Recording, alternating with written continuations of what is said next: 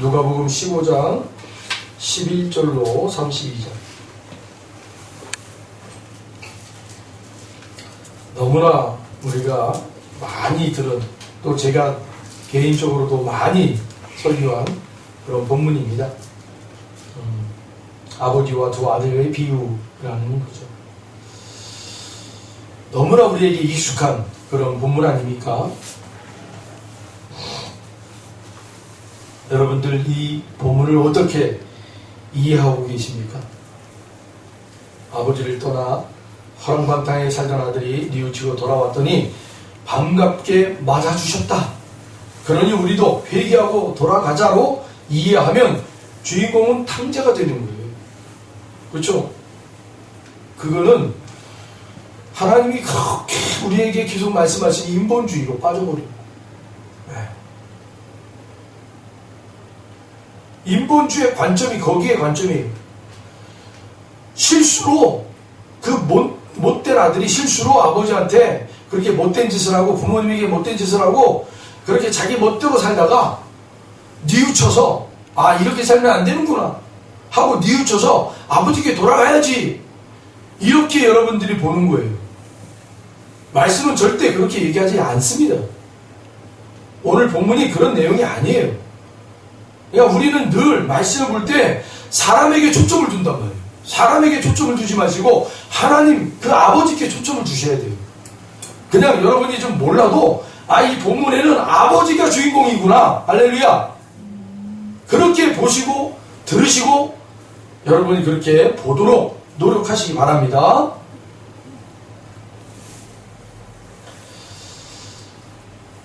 이 아들 허랑방탕하게 그 아버지에게 욕되게 하고 아주 못된 짓을 하고 떠나버린 그 아들,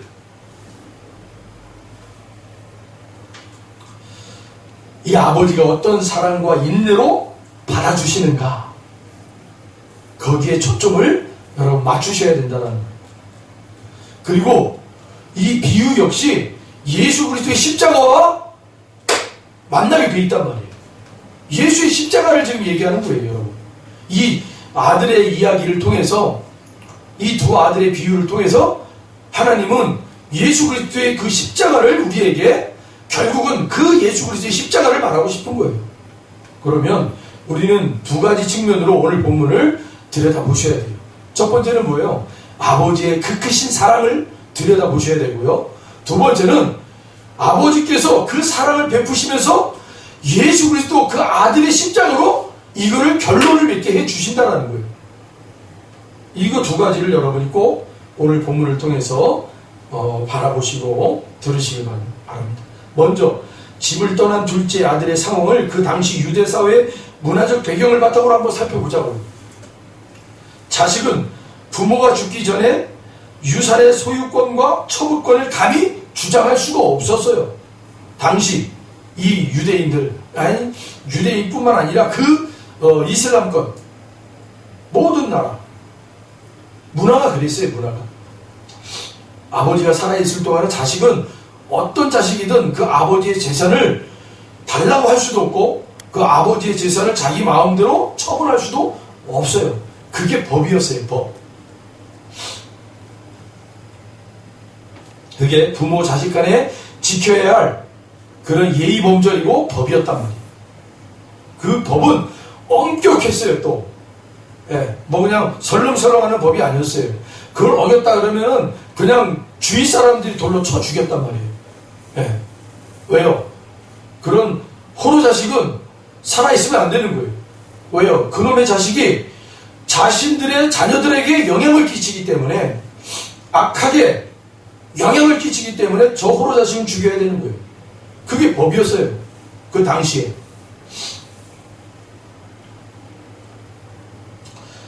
그러니 유산을 요구하고 집을 떠난 모든 것을 위한 둘째는 율법에 의해 반드시 돌에 맞아 죽어도 할 말이 없어요. 반드시 죽어야 되는 놈이었어요. 더군다나 유대인들이 혐오하며 저주하는 돼지. 돼지는 여러분 유대인들이 아주 저주로 여기는 동물이에요. 동물. 상종을 안 해요. 상종을 안 합니다. 그런데 그 저주의 동물과 함께 뒹굴며 마지막에는 그 돼지가 먹는 쥐염 열매까지 구했던 그 둘째 아들. 유대인들은 개 취급도 안 한단 말이에요. 개 취급도 안 해요. 네. 그 둘째가 아버지께 어떻게 돌아오고 있죠? 오늘 보면 17절로 18절 같이 한번 읽어봅니다. 17절로 18절. 이에 스스로 돌이켜 이르되 내 아버지에게는 양식이 풍족한 품꾼이 얼마나 많은가. 나는 여기서 줄여 죽는구나. 내가 일어나 아버지께 가서 이르기를 아버지 내가 하늘과 아버지께 죄를 지었사오니 라고 되어 있습니다. 그 둘째 아들이 돌아오는 장면을 이 17절과 18절에는 기록하고 있단 말이에요. 여기에서 우리는 많이 그러죠. 기특하게도 이 아들이 그 환경의 자리에서 이제는 떨어질 때야 떨어질 수밖에 없는 그 자리에서 뉘우쳐서 아버지께 찾는 거, 아버지께 돌아오는구나. 이렇게 우리가 이 본문을 해석하는데 가장 중요한 그러한 본문으로 여기를 잡고 있어요. 아들이 스스로 뉘우쳤다. 그렇게 여기죠. 여러분, 여기 스스로 돌이켜라는 어구를 주의해서 우리가 봐야 돼요. 이 스스로 돌이켰다. 이 어구를 직역하면 자신에게로 왔다. 자기에게 자신을 되돌아 보았다. 자기 자신을 거울로 비추어 보았다. 라는 뜻을 가지고 있어요. 어느 순간 자신의 삶이 어떠한 지경인지 알게 되었다는 뜻입니다. 그렇게 되기까지 누가 개입을 합니까? 누가 죄에 대하여, 위에 대하여, 심판에 대하여 가르쳐 주셨느냐는 거예요. 바로 성령 하나님이시라는 거죠. 성령 하나님. 그러니 회개의 주체는 흔히들 말하는 둘째 아들이 아니라 하나님 아버지의 불가항력적인 은혜에 의한 것이라는 거예요. 네. 오늘 본문인 누가복음 15장에는 세 가지의 비유가 나옵니다. 여러분, 우리가 앞에 읽지는 않았지만 이 15장이 시작되고 있는 1절부터 10절까지 두 가지의 비유가 나오죠. 여러분, 15장 3절 한번 읽어볼까요? 15장 3절. 우리가 읽지는 않았지만 15장 3절이에요. 같이 읽어봅니다. 예수께서 그들에게 이 비유로 이르시되 라고 되어 있어요. 네. 여기 아주 이 3절이 중요해요. 이 3절이 가지고 있는 이 문맥이 여러분 이 15장 전체를 관통하는 그런 문맥이에요. 그래서 중요해요. 자, 예수께서 그들에게 이 비유로 이르시되 라고 3절에 말씀하고 있어요. 자, 첫 번째 비유가 뭐예요? 이른 드라크마를 찾는 여인의 비유죠. 네. 그 드라크마 비유 다음에 나오는 게 뭐예요?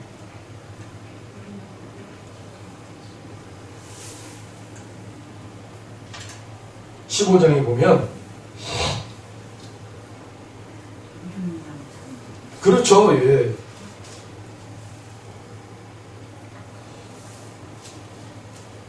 자, 보세요.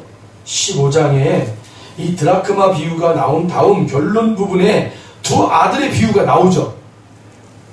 드라크마 비유가 나온 다음에 두 아들의 비유, 오늘 본문의 이야기가 나온단 말이에요. 누가복음의 심장이라고 얘기할 정도로 아주 그냥 가장 핵심적인 비유가 바로 두 아들의 비유예요. 복음의 핵심을 담고 있단 말이에요. 복음의 핵심. 그런데 3절에 이 비유가 단수를 뜻합니다. 여러분. 그러니까 제가 말씀드리고 싶은 게 뭐냐면 비유가 지금 나오는데 이 비유가 하나의 비유라는 거예요. 지금 이 세 가지의 비유들이 하나의 비유를 지금 예수님은 결론 부분에서 이 두 아들의 비유로 딱 결론을 맺고 있단 말입니다. 그래서 3절이 중요하다라고 얘기한 거예요. 그 3절이 가지고 있는 힌트가 이 앞에 부분의 비유들이 바로 각각의 비유가 아니라 바로 이 하나의 비유로 결론이 맺는 거야 라고 지금 예수님이 말씀을 이어가고 있는 거란 말이에요. 여러분, 그러니까 이 지금 예수님이 사마리아 지금 여행을 떠나고 있는 중이에요. 사마리아 여행. 사마리아는 어떤 곳이죠? 여러분, 유대인들이 꺼리는 지역 아닙니까? 유대인들은 절대 이 사마리아 지역 땅에 들어가질 않아요. 빙빙 돌아갑니다, 여러분. 그런데 예수님이 의도적으로 이 사마리아 땅을 들어간단 말이에요. 사마리아 땅으로. 그리고 거기에서 여행을 하면서 길을 걸으면서 그곳에서 이 비유를 얘기한단 말이에요. 그곳에서. 그러니까 정말 뭔가 의미심장하잖아요, 예수님이. 유대인들이 지금 예수님을 향해 분노하고 있잖아요. 그런 상황에서 예수님이 또 어디를 들어가요? 유대인들이 그렇게 싫어하는 사마리아 땅을 들어간단 말이에요. 그러니까 이 유대인들이 더 분노하는 거예요. 그런데 그 분노에 있는 유대인들에게 지금 이 두 아들의 비유를 딱 던지는 거예요. 결론적으로. 그러니 그냥 핵폭탄을 터뜨린 거예요. 핵폭탄. 쉽게 말하면. 그러면 이 두 아들의 비유를 되기 전에 앞에 어떤 비유들이 나옵니까? 바로 잃은 양의 비유가 나오잖아요.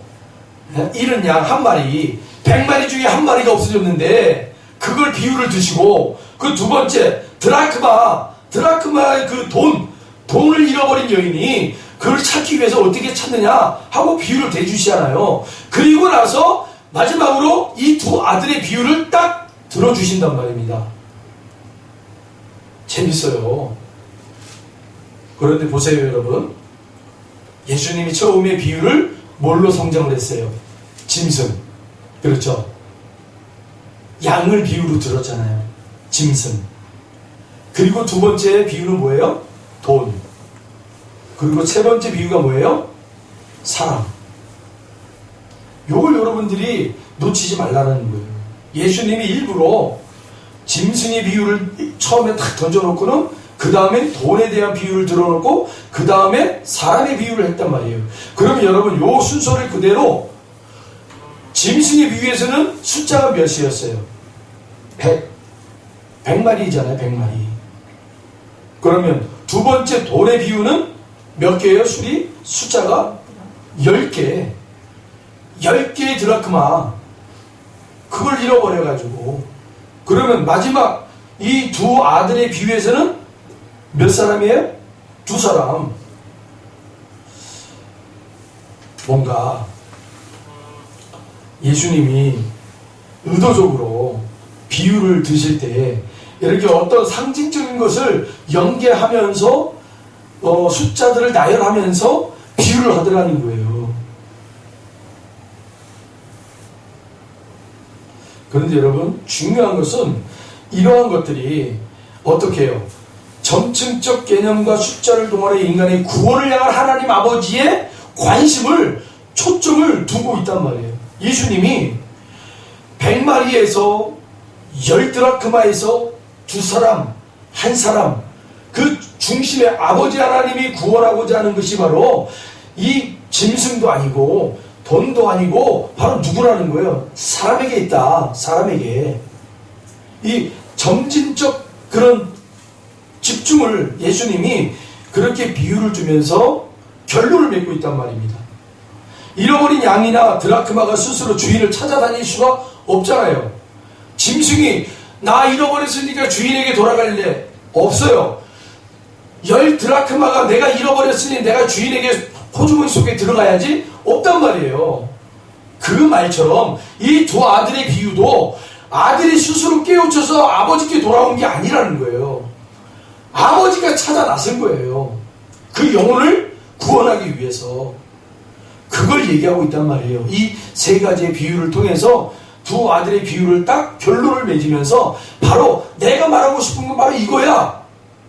아까 제가 말씀드렸잖아요. 이 비유들을 이야기한다면서 3절에 뭐라고 얘기했다면서요? 단수로, 이건 하나의 비유야. 세 가지 비유가 아니라 하나의 비유로 마지막 두 아들의 비유가 바로 결론이야 하고 예수님이 3절에 예수께서 그들에게 이 비유로 단수를 사용했단 말이에요. 세 가지의 비유가 아니다, 한 가지 비유다 라고 말씀해 주시는 거예요. 지금 하나님의 관심은, 아버지의 관심은 100에 있지 않고 10에 있지 않고 2에 있지 않고 그 한 사람, 짐승이 아니고 돈도 아니고 나는 그 사람에게 있어. 이걸 지금 얘기하고 있단 말이에요, 예수님이. 그런데 이 비유를 들 때마다 사두개인과 바리새인들은 어떻게 반응을 하죠? 아, 잃어버린 양을 찾는데 짐승을 어떻게, 우리가 안식일에, 이 짐승을, 너희들은 안식일날 짐승이 빠지면 구원하지 않느냐? 그들의 그 관심사는 뭐가 있어요? 사람에게 있지 않고 그 짐승, 재산에게 있었단 말이에요. 그 사람에게 있지 않고 그들의 재산인 물질에 있었단 말이에요. 그런 것들을 주님이 비유를 통해서 하나씩 하나씩 짚어 까는 거예요. 뒤집어 까는 거예요. 너희들은 이렇잖아. 그런데 우리 아버지, 우리 하나님의 관심은 사람에게 있어. 사람에게 있는 거야. 근데 그 두 아들의, 결론적으로 얘기했을 때 그 두 아들의 첫 번째 아들은 우리가 흔히 알고 있는 이방인들이잖아요. 예수님이 야, 너희들이 그렇게 증오하고 있는 이 사마리아인들, 이방인들, 바로 그들이 바로 둘째 아들이야. 그런데 그 첫째 아들, 아버지 집에서 열심히 일했던 그 첫째 아들이 바로 누구라는 거예요? 바로 너희들 아니냐? 사두개인들, 바리새인들, 너희들 아니냐? 유대인들 아니냐? 그걸 나중에 이 예수님이 이 마지막 결론 부분을 딱 던지니까 이 사두개인과 바리새인들이 이걸 알아들어버려요. 아, 지금 이 예수라는 놈이 바로 이 둘째 아들의 비유를 통해서 마지막 큰 아들이 바로 자기들이라는 것을 알아버려요. 그래서 화가 막 그냥 머리끝까지 올라온 거예요. 머리끝까지.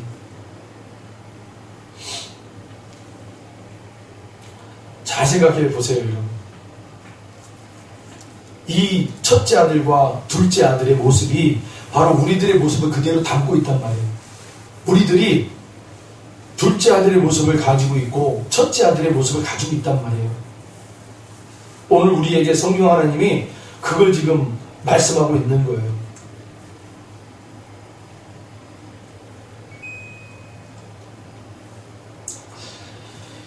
잃어버린 양이나 드라크마가 스스로 주인을 찾아다니지 않습니다.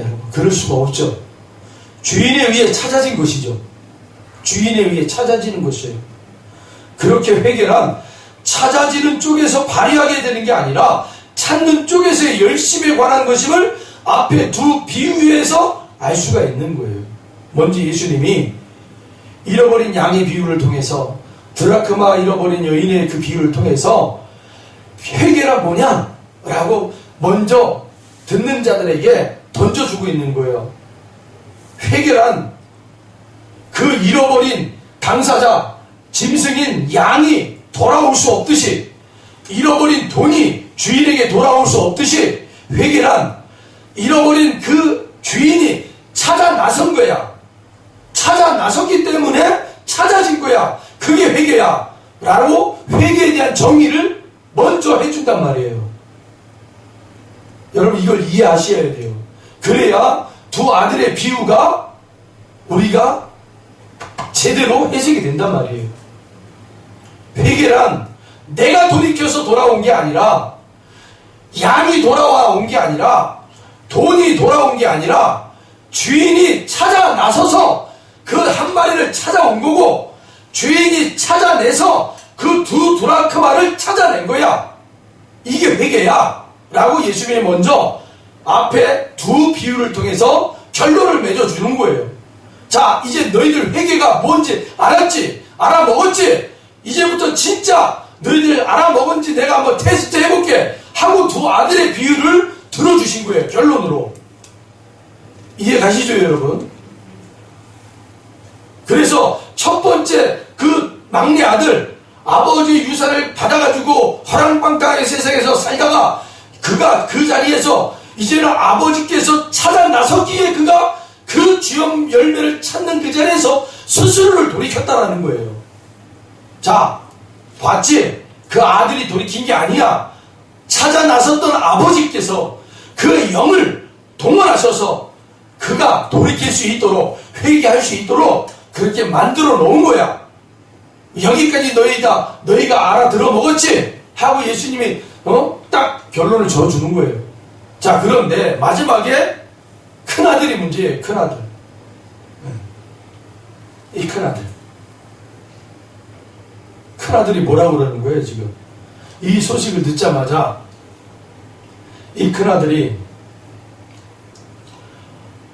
뭐라고 그러는 거예요? 내가 아버지께 뭐 범죄하지 않았고, 오늘 본문 그대로 우리가 한번 읽어보자면 이렇게 얘기를 하죠.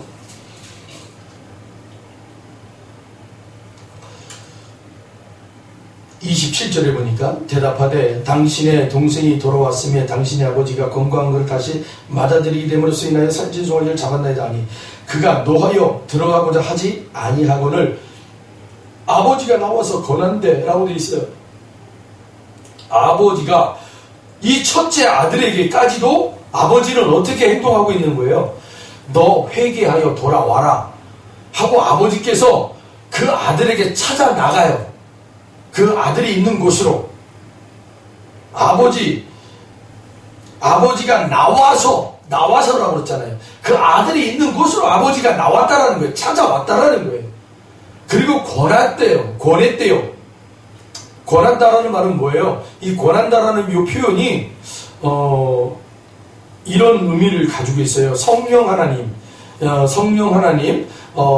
이 권하다라고 번역이 된 이 헬라어에 보면 파라칼레오라는 단어를 사용했는데, 이 파라칼레오라는 단어는 보혜사 성령님을 가리키는 파라클레토스와 같은 뿌리를 가지고 있는 단어예요. 그러니까 아버지가 나와서 큰아들에게 권하는데 뭐라고 권하는 거예요? 초청하는 거예요. 그리고 아버지가 그를 위로하는 거예요.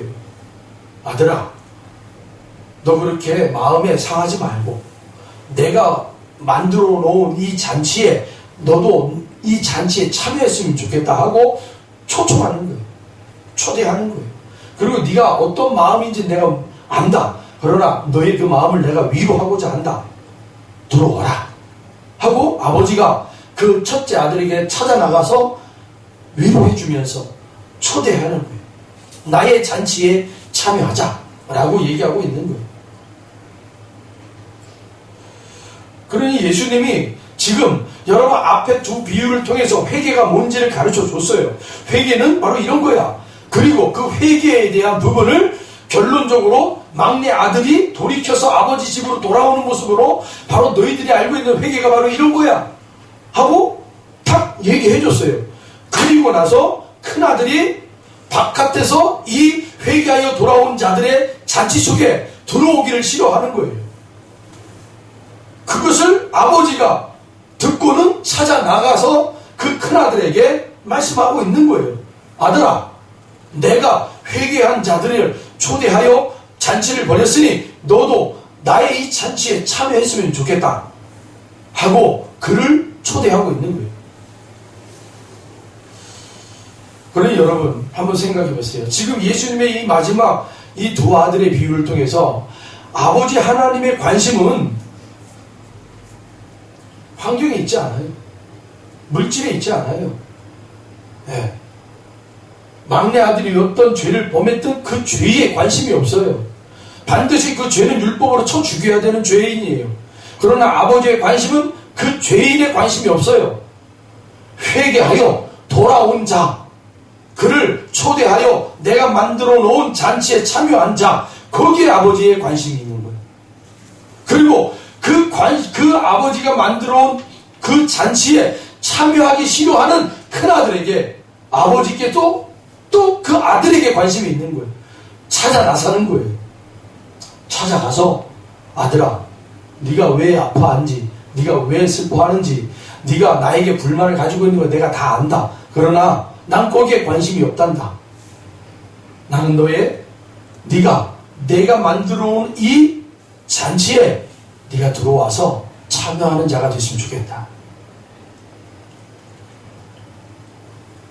자, 여기까지가 여러분 우리가 첫 번째 이 본문을 통해서 아버지의 크신 사랑을 우리가 알아보자라고 그랬잖아요. 서두에 제가 그렇게 두 가지 측면을 여러분들에게 말씀을 드렸어요. 첫 번째는 아버지의 크신 사랑을 우리가 들여다보자. 여기까지가 아버지의 크신 사랑이에요. 아버지가 찾아가시는 거예요. 오늘 저와 여러분에게도 동일하게 아버지가 찾아오셨단 말이에요. 할렐루야.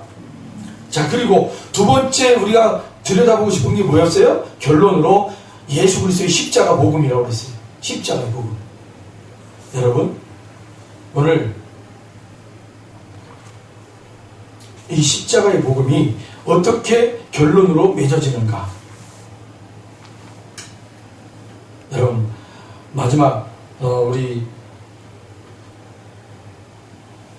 32절을 한번 볼까요? 32절 같이 한번 읽어봅니다. 이 내 동생은 죽었다가 살아났으며 내가 잃었다가 얻었기로 우리가 즐거워하고 기뻐하는 것이 마땅하다 하니라. 아멘. 여러분, 반드시 둘째 아들은 죽어야 되는 거예요. 그렇죠? 반드시 죽어야 되는 거예요. 죄인인 우리들은 반드시 죽어야 되는 거예요. 네. 그런데 우리가 흔히 이런 얘기를 해요. 아들과 종의 차이가 뭘까요? 아들과 종의 차이. 종은 자기가 하는 일을 통해서 아버지께, 주인에게 보상을 받으려고 하는 게 종이에요. 보상. 근데 아들은 보상이 아니에요. 그냥 누리는 거예요. 그러니까 우리가 흔히 내가 이만큼 일했으니까, 내가 이만큼 주의 성전을 놓고 내가 봉사하고 충성했으니까 나에게 이만큼의 보상을 달라는 거예요. 그건 종의 입장이에요. 종의 입장. 하나님은 그 종의 입장에서 하나님과 우리의 관계가 형성되기를 원치 않아요. 내 아들 예수를 통해서 너희들을 살려낸 그 귀한 생명 아니냐. 그런데 너희들이 그 종의 자리에서 아직도 머물러 있으려고 하느냐. 아들의 입장으로 올라오라는 거예요. 자녀의 입장으로 들어오라는 거예요. 누리는 자가 되라는 거죠. 종은 절대 주인의 마음을 헤아릴 수가 없는 거예요. 근데 이 큰아들이 지금 종의 마음을 가지고 아버지 곁에 있었다라는 거예요. 내가 아버지께 반역한 적이 있습니까? 아버지의 명을 내가 어긴 적이 있습니까? 내가 아버지가 시키는 거 다 했습니다. 근데 나에게는 염소 한 마리를 내어주지 않아놓고는 저 허랑방장에게 살다가 돌아온 놈에게는 이 큰 잔치를 보내십니까? 이 큰아들은 종의 마음을 가지고 있기에 아버지의 마음을 헤아릴 수가 없는 거예요. 바로 우리들도 신앙생활을 한다고 하면서 하나님을 우리의 아버지라고 부른다고 하면서도 우리는 여전히도 이 큰아들의 모습을 벗어나지 못하고 있단 말이에요. 아버지의 마음을 헤아리지를 못하는 거예요.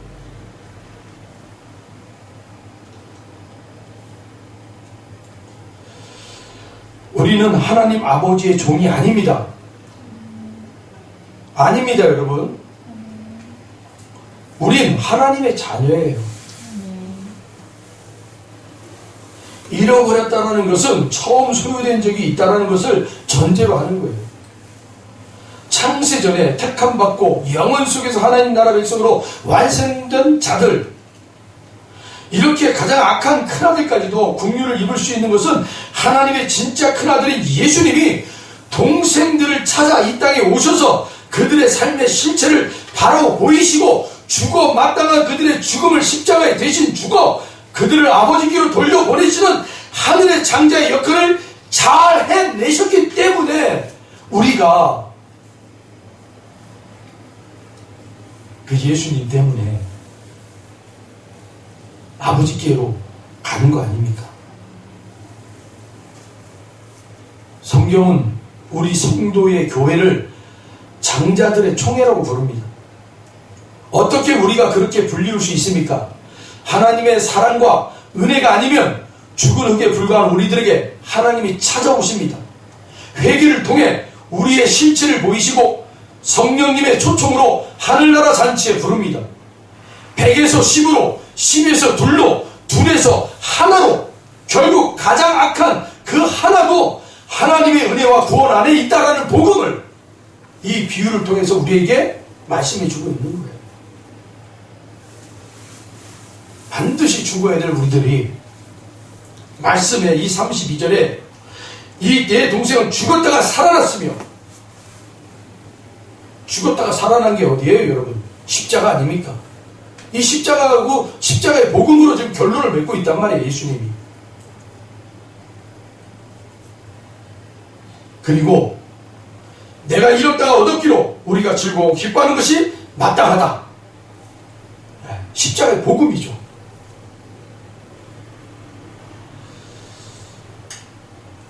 그러니까 여러분, 100에서 10으로, 10에서 2로, 2에서 하나로, 이건 뭐예요? 하나님의 관심이 바로 그 하나에 있다.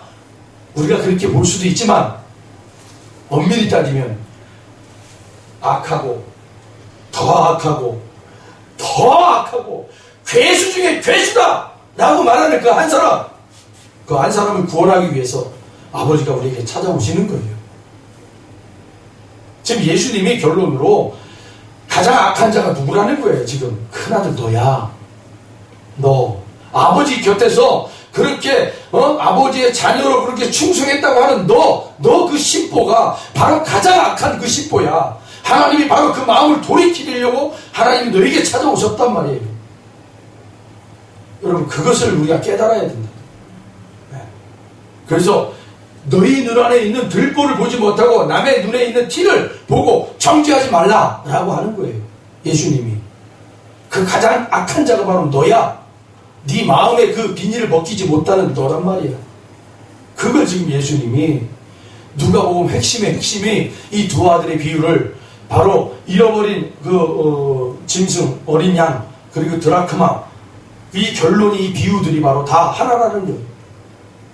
결부시켜가지고 마지막 그 큰아들이 가장 숨어 있었던 그 죄, 아버지 옆에서 충성되게 그렇게 자기의 의를 드러내기 위해서 열심히도 아버지 옆에서 복종하는 것처럼 그렇게 옆에 곁에 있어서 그렇게 사는 너, 우리가 흔히 그걸 뭐라고 그래요? 종교인이라고 그러는 거예요. 종교인. 예수님이 지금 그 바리새인과 서기관들을 향해서 얘기하고 있는 거예요. 너희들 하나님을 모시고 그렇게 열심히 산다고 하지만 결국은 너희들이 그 죄가 오히려 돌이키기가 더 어려운 죄 아니냐. 너희들 스스로가 그 자기 의를 깨트리고 나는 하나님의 의가 아니면 난 살 수 없습니다 라고 돌아올 수 있는 그 자리가 참으로 어렵지만 하나님은 끝까지 너희들을 버리지 않고 너희들에게 관심이 있다 라고 예수님이 이 말씀을 하는 거예요. 예, 오늘 이 누가복음 15장 11절로 32절 말씀이